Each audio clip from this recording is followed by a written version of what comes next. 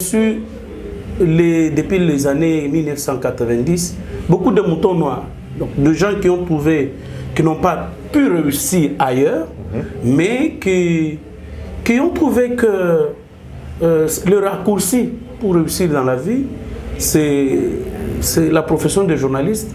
Et ces gens ne s'intéressent ni à la lecture du code d'éthique et de déontologie, ni au respect de la loi, parce que vous avez parlé de quelqu'un ici qui est au courant de tout, je vous dis bien. Et j'ai vu, malheureusement, il fait le droit, je ne sais pas s'il participe au cours, la présomption d'innocence, ça ne lui dit rien. Le secret de l'instruction, ça ne lui dit rien. Or, ce sont des infractions pour lesquelles on peut être poursuivi. La prise à partie, c'est en violation du code d'éthique et de déontologie. Et donc, je puis le paraphraser, mais il a trouvé l'enseignement dans le 22e niveau, au sol. Il en est où aujourd'hui? Mais aujourd'hui, on a quand même relevé le défi. On a relevé le défi. La gratuité d'enseignement, elle est appliquée partout, dans toutes les provinces, et ce sans faille. Quiconque s'est hasardé à demander de l'argent aux enfants ou aux parents, même pour le bulletin, il a été sanctionné. Alors, aussi longtemps je chute, aussi longtemps que le gouvernement congolais n'aura pas déclaré la guerre contre le Rwanda, nous serons dans ces difficultés. Nous avons l'obligation de mobiliser 1 milliard pour le budget de l'armée et qu'on mobilise tout le monde. On peut envahir le Rwanda là en un jour. Même une seule province, même la plus petite, peut envahir le Rwanda. Qu'on en écoute une fois pour toutes. Si on laisse encore les négociations, étant donné que c'est un mouvement terroriste tel que déclaré, je souhaite que le chef de l'État puisse déclarer la guerre et qu'on puisse, n'est-ce pas, en finir une fois pour toutes. Très bien, parlant du... Vous savez, la parole du chef de l'État est chère. Donc il ne peut pas sortir de n'importe quelle manière. De deux, pour les alliances politiques, le président s'est exprimé. Maintenant qu'il s'agit de la vie des hommes, vous des deux, que le président ne peut plus parler. Des deux. Profondeur TV, la télévision aux informations crédibles. Mesdames et messieurs, bienvenue à ce nouveau numéro de cette émission Le Détail sur Profondeur Télévision. Nous sommes très heureux de vous savoir nombreux à suivre ces nouveaux numéros qui va revenir autour de l'actualité comme toujours, qui reste dominée par cette agression rwandaise. Comme vous le savez, depuis un moment, le Nord Kivu vit des moments terribles, des affres et des guerres. Vous avez suivi il y a quelques jours ici la prise de la cité de Bunagana par le rebelle M23 soutenu par le Rwanda, quelque chose qui n'est plus à cacher. Le gouvernement l'a dit, le président de la République l'avait dit d'ailleurs ouvertement. Les États-Unis l'ont confirmé. On va essayer de décrypter davantage cette question. Mais on ne va pas aussi oublier de faire un peu le point sur l'enseignement primaire, secondaire et technique au niveau de l'ensemble du pays. Qu'est-ce qui marche, qu'est-ce qui ne marche pas? On va essayer donc de décortiquer ces deux questions au cours de cette émission. Sur ce plateau, je reçois l'éditeur du journal, le très crédible journal Impact News. Lui, c'est Joël Kadendanga, à qui je m'avais dit bonjour, bienvenue. Bonjour, chers confrères. Comment allez-vous? Nous allons bien par la grâce de Dieu, chers confrères. Impact News, ça va? Je suis d'ailleurs très heureux d'être reçu dans vos locaux. Oui, on se bat tant bien que mal. Impact News, quel est le secret de tout ce que vous formulez comme titre? C'est quoi? Il y a des titres qui figurent sur Impact News, donc une fois vous les voyez, mais vous vous dites, mais non, il y a des talents dans ce pays. Oui, bon, je dois reconnaître la grâce de Dieu, de prime abord, et ensuite il y a eu le travail qui a été abattu. Je participe à une formation, je crois, au Cameroun, sur la titraille. Donc j'ai eu quand même aussi des formateurs dans la vie. Il peut ne pas rédiger un long article, mais en titraille, il est très fort. Je dois reconnaître, c'est Pierre Yula Omombo, l'éditeur du journal Le Livre Débat. En tout cas, en matière de titraille, c'est vraiment lui qui nous a formés. En tout cas, vous, il y a comment il s'appelle, les vieux innocents ou les mains. En tout cas, quand je lis vos articles, je me dis, mais franchement, Innocent, il y a des talents dans ce pays. Oui, c'est ressortissant de la presse. D'abord, il était à Kacherté, à Kananga, et puis il a fait, il a collaboré plusieurs fois à la presse écrite. Il était correspondant à Kananga avant, bien sûr, de créer un média, la presse écrite, j'ai oublié le nom. Et il fera Radio Okapi, et des Radio Okapi. Scooper-DC.net. Scooper-DC.net. Donc, ce sont des modèles que nous sommes en train également de suivre. Sinon, mais il y a pas vraiment une actualité, mais il y a quand même un fait qui dérange dans l'opinion, c'est l'attitude des journalistes depuis un moment. Le comportement de la presse actuellement, en tout cas, laisse à désirer. Il y a même des gens qui vont plus loin pour dire que la profession actuellement ne fait plus rêver. On n'arrive pas à faire correctement le travail comme l'on fait par le passé.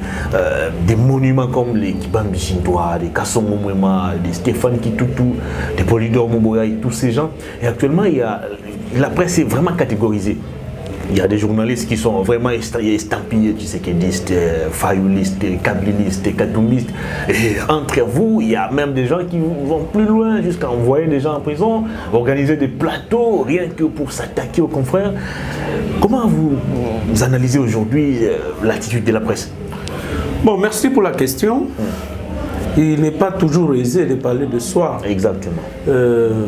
Mais parce que vous avez posé votre question, il y a lieu de préciser une chose. Je n'aime pas lorsqu'on traite l'affaire concernant les journalistes, qu'on les isole comme si eux vivent dans un autre monde et que les pasteurs, les professeurs d'université, les avocats, les magistrats, eux, vivraient ailleurs que les journalistes. Si d'ailleurs aujourd'hui vous voyez que les conflits des journalistes sont portés sur la place publique, vous voyez qu'ils ne s'entendent pas, ils s'attaquent, c'est parce qu'ils font une profession publique. Exact. Donc nous pouvons dire cela. Mais cela n'exclut pas que parmi les magistrats, il y a des brebis galeuses. Cela n'exclut pas que parmi les avocats, il y a des brebis galeuses. Parmi les pasteurs, d'ailleurs, et pire encore. Et donc, vous avez vu le spectacle que nous a offert Mbiye Kalambaye s'attaquer aux gens qui l'ont aidé dans la vie, notamment le pasteur Roy Bondo. Donc, tout cela, c'est un peu la dégrégolade de la société congolaise. Bon, ça s'explique également par les temps. Vous savez, aujourd'hui, avec les androïdes, c'est à l'instant que vous avez l'information, n'importe qui peut filmer. Et donc, je ne veux pas qu'on isole. C'est-à-dire la situation du pays, globalement, elle est catastrophique. Donc, et la situation des pasteurs, des journalistes. Mais il y a lieu également de faire observer que la profession a reçu, depuis les années 1990, beaucoup de moutons noirs. Donc, de gens qui n'ont pas pu réussir ailleurs, mais qui ont trouvé que le raccourci pour réussir dans la vie, c'est la profession de journaliste. Et ces gens ne s'intéressent ni à la lecture du code d'éthique et de déontologie, ni au respect de la loi. Parce que je suis en train de traiter mon sujet de TFC, vous m'avez trouvé en train de travailler.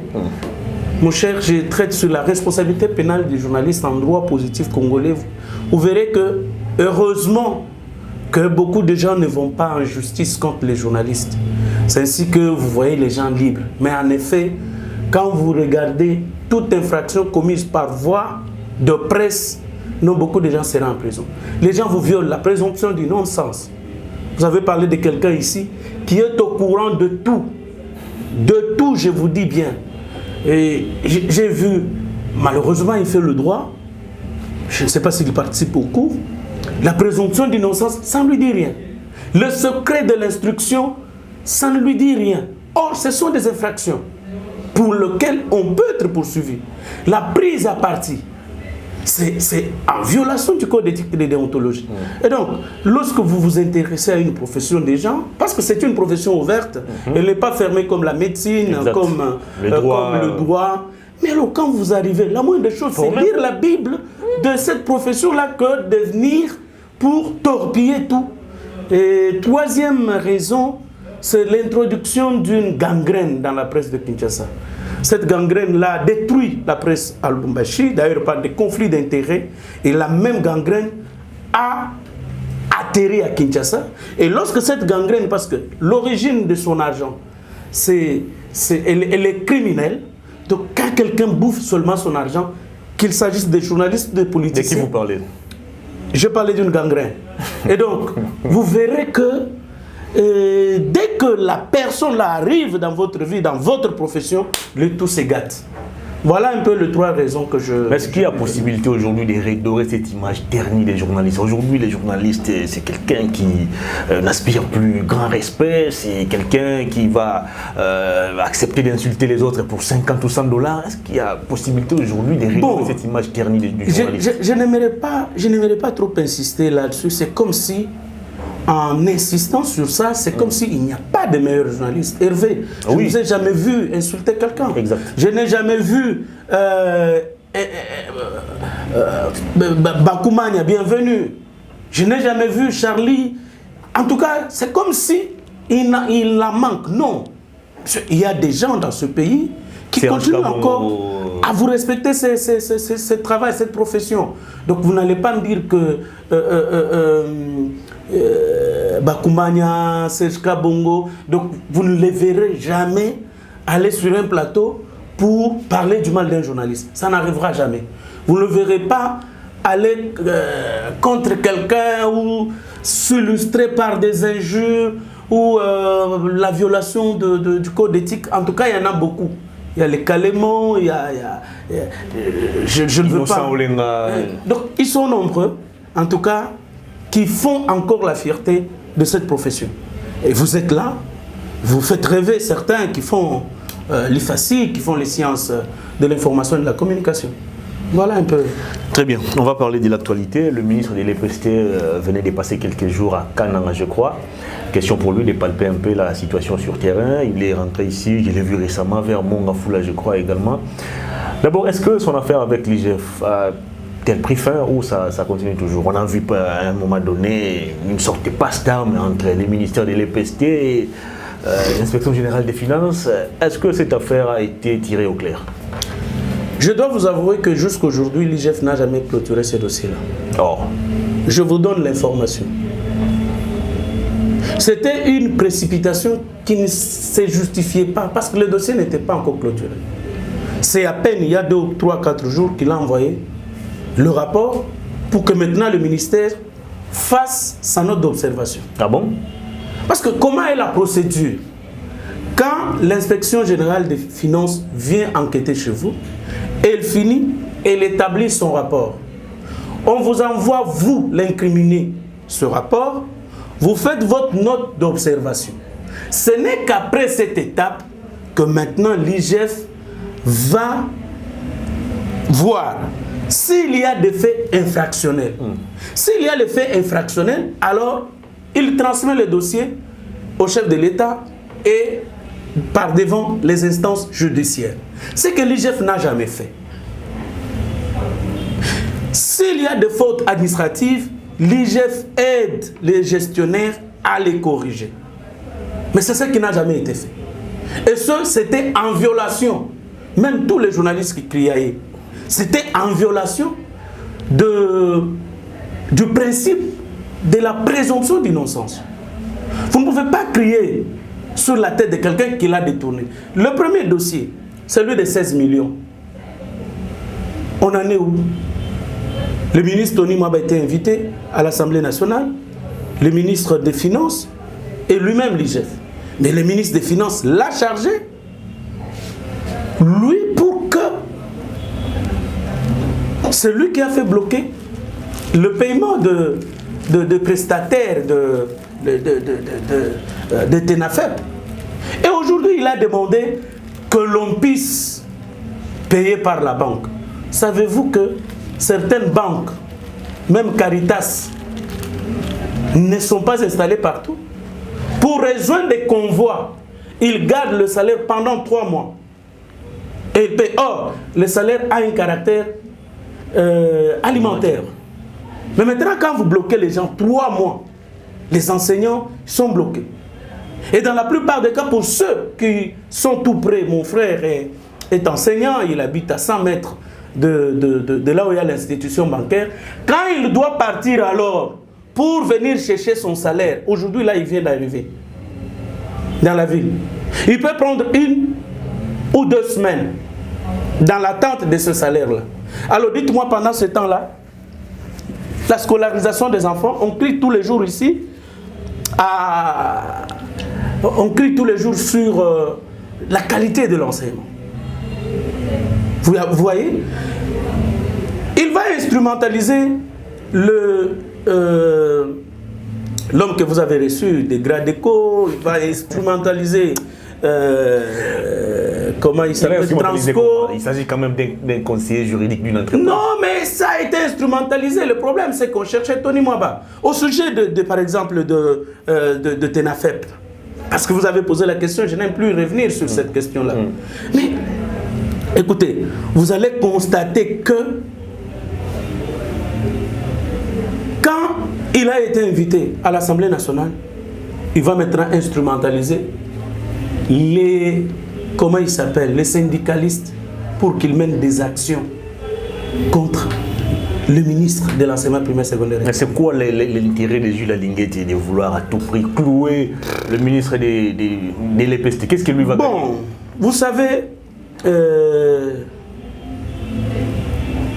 ne les vois pas avoir étudié ensemble quand Alinguetti a terminé.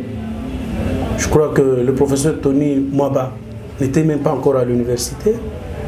Leur relation, je ne sais pas si il était avec Chibala pendant que Tony Mwaba est resté à l'UDPS. Il a été directeur de cabinet adjoint de Madame Acacia, ma soeur, que je salue en passant. Qu'est-ce qu'il y a eu? Ça, je ne sais pas. Mais tout ce que je sais est que Tony Mwaba a bloqué le paiement de plus de 20 millions de dollars américains. Et cet argent-là, l'État congolais doit le payer pendant 15 ans chaque année. 20 millions de dollars. Et dans ça, vos gens-là auraient des commissions dont ils vont bénéficier pendant toute cette période. C'est des frais destinés à qui ou à quelle organisation? Non, comment là s'appelle l'entreprise? Ça va me venir. Et donc, vous comprenez, peut-être que c'est à partir de là qu'il a développé la haine contre le ministre. Parce que, au regard des réalisations, je peux le dire sans peur d'être contredit, je n'ai pas vu quelqu'un qui a aligné des réalisations en faveur de la population plus que Tony Mwaba. Il semble que c'est lui plutôt qui a obligé ou poussé l'État à se plier face aux caprices des catholiques et consorts. Faux et archi-faux, parce que la gratuité de l'enseignement ne concerne que l'école primaire. Et ça, c'est l'article 43 de la Constitution qui fixe le champ d'application de la gratuité de l'enseignement. Et le champ d'application, c'est l'article 43 qui dit que l'enseignement primaire est obligatoire et gratuit. On ne parle pas de la première, donc l'enseignement primaire ne concerne que première primaire, deuxième, jusqu'en sixième primaire. Ça ne concerne pas la première CO que vous et moi avons étudié, ni la deuxième CO qui sont appelées aujourd'hui 7e et 8e. Donc si Bakonga l'avait fait, c'était tout simplement pour faire gripper la machine de l'enseignement primaire. Comme ça, l'enveloppe, elle est grande, avec les fictifs qu'il avait injectés au niveau de l'EPST. Et là, ça allait faire comment? Ça allait faire en sorte que vous avez beaucoup d'enseignants, vous avez beaucoup d'écoles fictives, vous avez un nombre élevé lorsque vous ajoutez les enseignants de la 7e et de la 8e. Donc vous avez beaucoup et par conséquent, vous ne pouvez pas le payer. Et le chef de l'État allait échouer. Mais Tony Mwaba a fait. Avec les catholiques, il les a rencontrés, ils se sont échangés. Je me rappelle, j'étais avec le ministre lorsque, je crois, la belle chose où l'archevêque de Kinshasa posait la question Toele la Kanini. Il dit oh non, ce sont les réseaux sociaux, et ainsi de suite. Quand est-ce que moi, Tony Mwaba, parce que l'acte d'un ministre, c'est par arrêté ministériel qu'il le prend. Dites-moi le jour où j'ai signé un acte juridique arrêté ministériel où j'ai écrit aux catholiques pour dire je vais ravir les écoles, restez avec vos bâtiments. Le ministre ne l'avait jamais dit. Mais... C'est sorti où? Vous vous réalisez. Parce qu'il n'y a qu'un acte juridique qui peut faire en sorte qu'une décision d'une autorité soit prise. Très bien. On va évoluer. Une toute dernière question en rapport avec l'enseignement. Est-ce qu'à ces jours, vous êtes fiers de la qualité de l'enseignement à travers l'ensemble du pays? Et une autre question, est-ce que vous avez aujourd'hui pensé peut-être à soit reconstruire les bâtiments qui existaient déjà ou peut-être doter la République de nouveaux bâtiments pouvant accueillir les élèves? Je viens du Kassai central, j'ai vu des écoles construites par territoire, 4 écoles par territoire.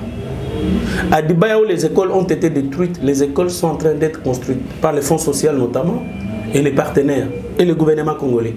Mais on n'en parle pas apparemment. Bon, on n'en parle pas. Il y a ceux qui sont chargés d'en parler, qui devraient en parler. Ce sont les programmes du chef de l'État. Mais pourquoi rien n'est fait?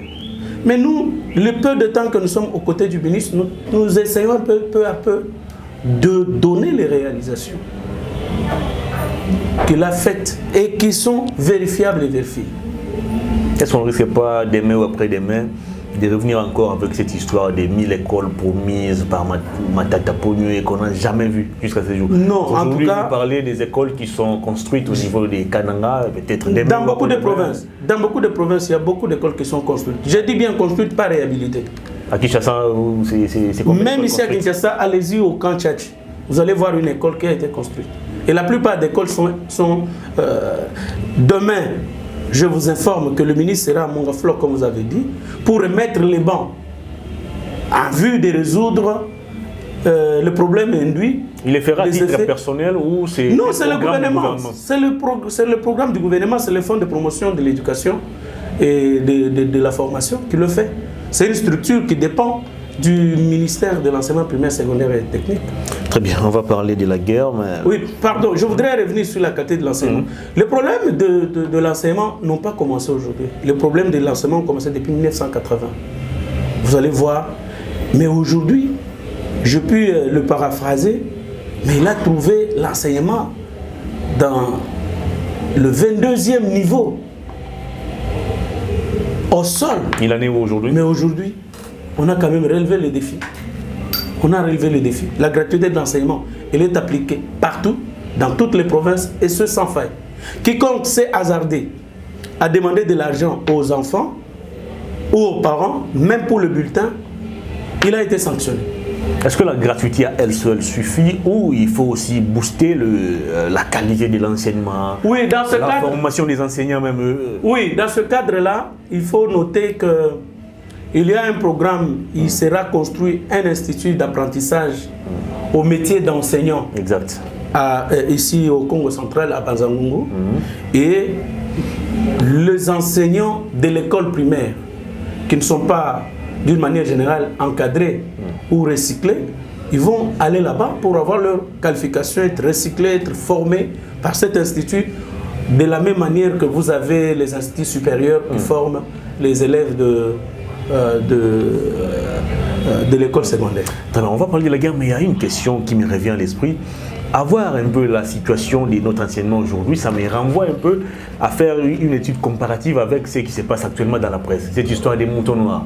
On savait tous par le passé que c'était des pédagogues qui devenaient nos fils enseignants. Mais actuellement, il y a même ceux qui ont fini en biochimie, en latin philo, qui enseignent dans des écoles primaires, là où il y a quand même la base. Qu'est-ce que le ministre compte faire pour élaguer, je dirais aussi, tous ces moutons noirs dans l'enseignement? J'ai beaucoup aimé que vous ayez soulevé le même problème pour les journalistes, que vous l'ayez soulevé dans un autre secteur. Bon, l'enseignement a été rendu pratiquement... ouvert. Non, il a été rendu comme le commerce. C'était devenu un objet marchand. Vous pouviez vous relever le matin. Vous prenez cette pièce, nous avons 3 chambres ici, salon. Il coupe, ça devient des salles de classe et les enfants viennent étudier. Il prend ses cousins, ses neveux et consorts. Il leur donne, il commence à enseigner. Et vous pourriez voir dans certaines écoles il y a 3 enseignants ou 4 enseignants parce qu'il n'a pas l'argent pour payer à tout le monde.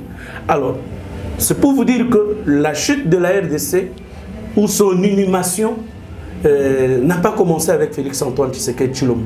Donc ça a commencé plus tôt. Voilà pourquoi nous avons ces carences-là.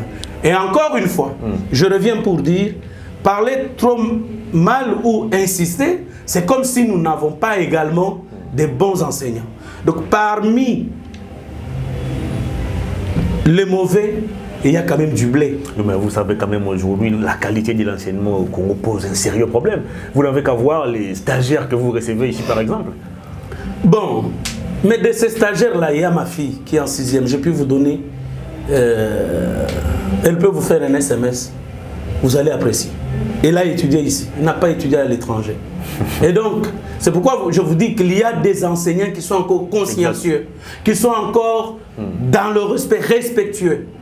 Et qui le font par passion. Répondez alors à ma question. Que compte faire le ministre pour élaguer tous ces moutons? Oui, par rapport à ça, il y a une campagne qu'il vient de lancer. Il a instruit l'inspecteur général de l'EPST qui venait d'écrire hier. Il a écrit pour que les enseignants, tous ceux qui travaillent au CECOPE, puissent présenter leur titre scolaire ou académique. Et donc, tout le monde sera contrôlé. Je peux vous dire, même au niveau du cabinet du ministre, les documents ont été envoyés pour que chacun dépose ses titres académiques, que chacun dépose ses titres scolaires. Et à l'issue de ces contrôles, tous ceux qui seront trouvés comme des moutons noirs seront élagués. Très bien, on va extrapoler un peu, mais est-ce qu'il n'y a pas aussi lieu de faire revenir l'UPN qu'on a connu comme université pédagogique dans son esprit là des départs? Que ça reste vraiment une institution qui ne forme que des enseignants plutôt que de faire du méli-mélo comme ça s'est fait aujourd'hui. Il est certes vrai que ce n'est pas le secteur du ministre Tony Moba, mais est-ce qu'il n'y a pas lieu de réfléchir sur ça au niveau du gouvernement? Non, moi je crois qu'on doit beaucoup plus penser à cela, étant donné que en y mettant des facultés comme médecine, sciences sociales, médecine, je ne vois pas comment une université peut être pédagogique. Je crois que le professeur Macha Komamba avait tenté de supprimer cela, mais ça n'a pas réussi. Vous savez, lorsque vous avez à la tête de ce ministère-là, vous avez des gens qui n'ont jamais fait l'université, des gens qui ont fait des instituts supérieurs, bon, qui n'ont jamais géré. Bon. Mais pourquoi Tony Mwamba, lui qui est professeur d'université, avait accepté d'être nommé au niveau du ministère de l'enseignement primaire plutôt que d'aller à l'ESU? Vous connaissez que... Il pouvait aussi refuser l'offre. Non, la répartition des postes c'est fait au niveau des regroupements et partis politiques. Donc ce sont les regroupements qui ont proposé les gens et la répartition suivant les ministères avait été déjà élaborée. Donc, mais maintenant, quand vous venez, qui prend l'EPST, c'est l'UDPS et allié, on donne l'UDPS. Qui doit prendre l'enseignement supérieur et universitaire, c'est l'ensemble des Katumbi qui prend. Donc c'était déjà réparti bien avant. Très bien, on va rapidement parler de la guerre parce qu'il nous reste pratiquement 5 minutes pour terminer cette émission. Nous sommes agressés, je dirais même nous sommes envahis par les Rwandais. Il y a Bunagana qui est aujourd'hui, jusqu'à preuve du contraire, contrôlé par les terroristes M23. Ce n'est plus un mouvement rebelle, on doit le dire clairement. On a accusé le Rwanda, les États-Unis ont confirmé ces accusations, mais est-ce que ça suffit pour rétablir la paix et même imposer aux Rwandais de nous respecter? Bon, les problèmes de l'Est de la RDC ont commencé depuis 1987. J'ai consacré mon étude de fin de ma deuxième licence sur la question. Je traitais de l'incidence des alliances militaires sur le processus de paix dans la région de Grand Lac. Le problème commençait en 1987 lorsque Mobutu soutient Museveni pour prendre le pouvoir à Kampala. Museveni vient prendre le pouvoir à Kampala avec l'aide ou le soutien de réfugiés militaires Tutsi rwandais. Et lorsqu'il prend le pouvoir, 1990, les officiers rwandais étaient plus nombreux que les officiers ougandais. Donc ils ont constitué une sorte de menace contre son pouvoir. C'est ainsi qu'il va les appuyer aussi pour attaquer le Rwanda et prendre le pouvoir au Rwanda. Paul Kagame, le général, j'ai le nom qui m'a échappé, ils vont prendre le pouvoir à Kigali après avoir tué le président Habyarimana. Et lorsqu'ils prennent le pouvoir, la France impose au gouvernement congolais en 1994, oui, d'accueillir toute une armée sur le sol congolais. Avec armes, munitions, véhicules, ils ont traversé du Rwanda à Goma. Alors, selon la convention relative aux réfugiés, il fallait les éloigner de la frontière rwandaise. Ils ont commencé à s'entraîner. C'est ainsi que Museveni et Kagame, sentant la menace des Hutus et des FDLR, des ex-FAR, ils vont faire la coalition pour attaquer la RDC. La formation avait été déjà faite. C'est là où j'ai toujours dit, la cupidité et l'immoralité d'un homme nous a plongé dans tout ça. Parce que la formation militaire avait été déjà effectuée, les troupes recrutées, les équipements militaires déjà mobilisés, et c'est Mouzé qui va accepter d'être le porte-étendard, qui n'était plus dans la lutte armée, qui était déjà dans le trafic dans les affaires de l'or, ici de suite. Et il va accepter, Goma tombe, Bukavu tombe, mais maintenant lorsqu'ils arrivent, on est au niveau de Goma. Ngandokissa se voit que l'armée congolaise, l'armée zaïroise, ne résistait pas. Alors il a demandé que les Rwandais rentrent. Parce qu'ils avaient déjà atteint leur objectif, c'était déstabiliser ceux qui s'entraînaient déjà au Zaïre, les ex-FAR, ainsi de suite. Alors, ils les avaient détruits, il y a eu carnage. Vous allez vous rappeler du secrétaire, du représentant aux réfugiés qui étaient ici. Il y a eu des problèmes avec Mzee Laurent Désiré Kabila. Il avait refusé que c'est le représentant là, Gareton, je crois, aille à l'Équateur. Et partout là, les Hutus ont été tués sérieusement. Et le Rwanda a réussi pendant cette période à bien vendre les génocides. Et pendant qu'ils sont venus chez nous, l'armée est dirigée par qui? Par James Kabarebe. Le gouvernement est pratiquement dirigé par qui? Par Bouguera. Les affaires étrangères sont dirigées par qui? Par James Kabarebe. Vous réalisez?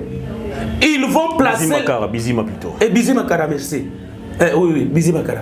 Ils vont infiltrer notre diplomatie. Partout, ils ont placé les Rwandais. Dans l'armée, ils ont placé les officiers rwandais. Pour preuve, nous avons eu ici Bosco Tanganda. Dans notre armée, il était chef d'état-major général adjoint. Et quand il est devant la CPI, il se présente comme sergent dans la paix. Et en avons-nous combien dans notre armée? En avons-nous combien à l'ANER? En avons-nous combien dans la police? Dans la police, en avons-nous combien dans les renseignements militaires? Et avec une arme brassée, mixée, et ça fait plusieurs années, donc le Rwandais nous contrôle. Tout ce qu'il y a eu comme embuscades dans lesquelles nos forces armées sont tombées, les Mamadunda là, ainsi de suite, c'est parce que nous avons, à partir du haut commandement ici, des gens qui donnent les positions. Mais malheureusement pour le dimanche, ce sont nos alliés les Ougandais qui ont désarmé nos militaires. Parce qu'ils ont cru que c'était nos alliés. Ils ont désarmé les militaires congolais qu'ils ont amenés dans des camions en Ouganda pour laisser la place aux Rwandais de prendre Bunagana. Très bien. Donc, c'est vous dire que c'est une guerre qui a commencé depuis longtemps. Mais, j'ai toujours dit, et je l'ai dit dans mon mémoire, que le Rwanda n'est pas fort pour réussir à affaiblir la RDC. L'Ouganda n'est pas fort non plus, même le Burundi. Ils le font déjà pourtant. Non, je dis bien, ce sont les États-Unis d'Amérique, c'est la Grande-Bretagne qui cherche à ce que, et les multinationales, que la RDC soit fragile. C'est les mêmes États-Unis qui... Ils se retrouvent, non, c'est le Sénat, c'est différent de la politique, c'est différent. Donc, et puis vous avez les multinationales.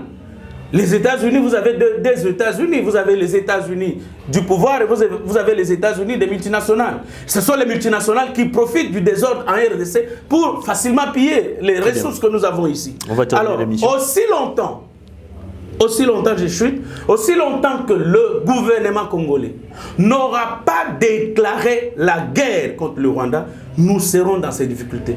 Nous avons l'obligation de mobiliser 1 milliard pour le budget de l'armée et qu'on mobilise tout le monde. On peut envahir le Rwanda là en un jour.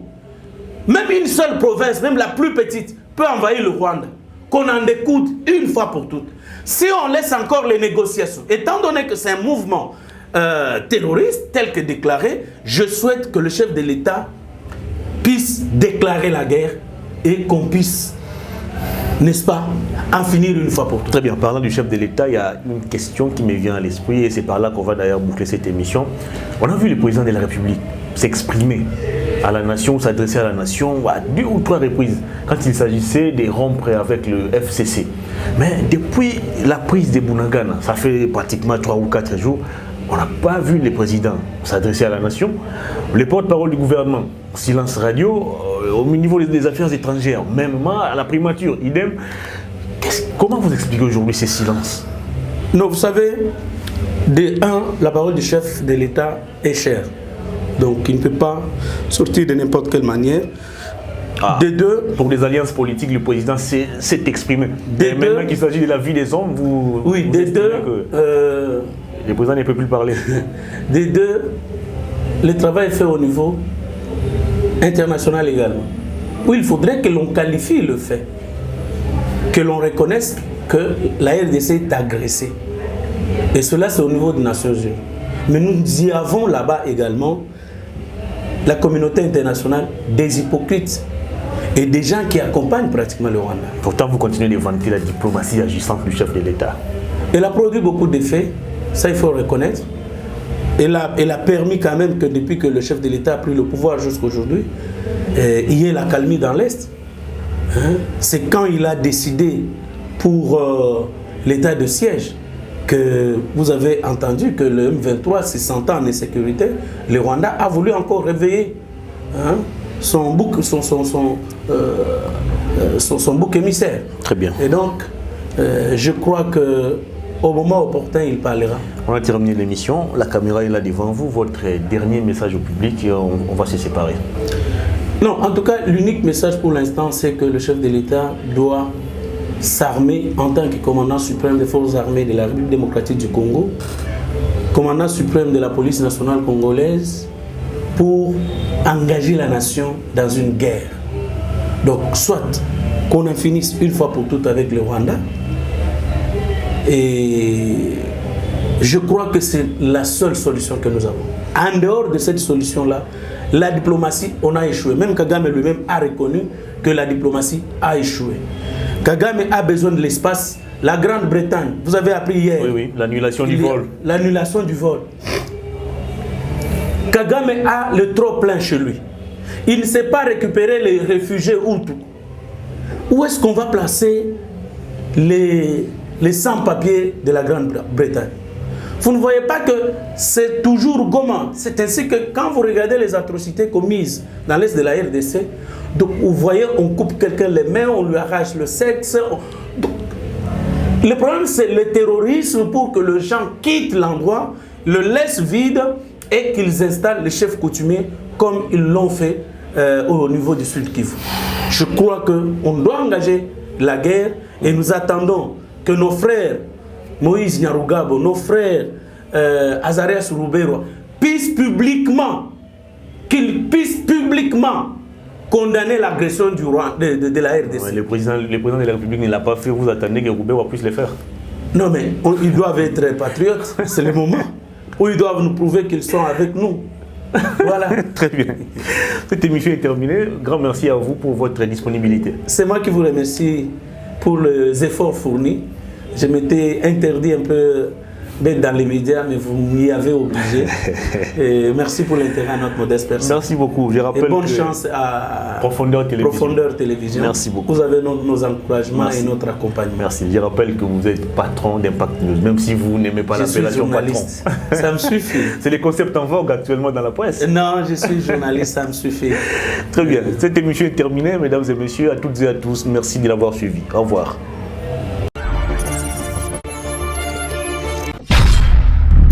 Profondeur TV, la télévision aux informations crédibles.